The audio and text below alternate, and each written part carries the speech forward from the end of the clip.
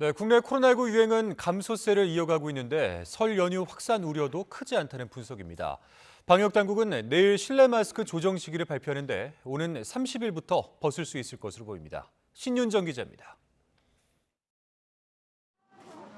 코로나19 신규 환자는 2만 9천여 명으로 목요일 기준 13주 만에 최소를 나타냈습니다.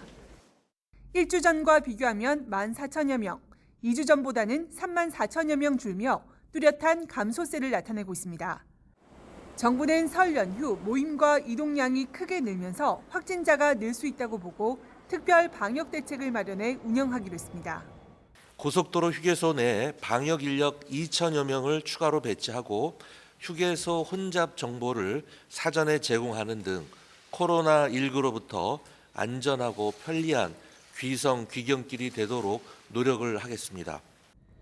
그러나 전문가들은 코로나 유행 이후 거리두기 없는 첫 명절이었던 지난 추석처럼 확진자 증가는 일시적 현상에 그치고 전반적인 감소세가 계속될 것으로 보고 있습니다.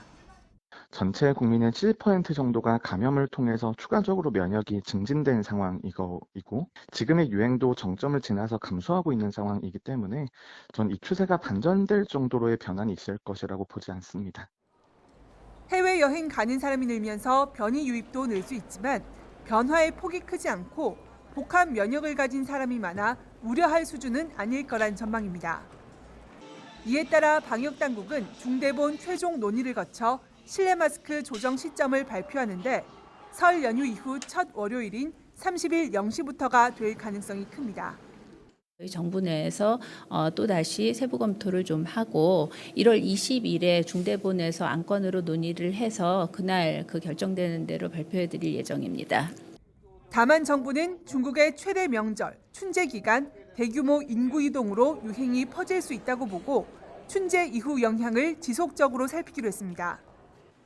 또 설 연휴에도 계량 백신 접종이 가능하다며 실내 마스크를 벗기 전 적극적으로 접종에 참여해달라고 당부했습니다. YTN 신윤정입니다.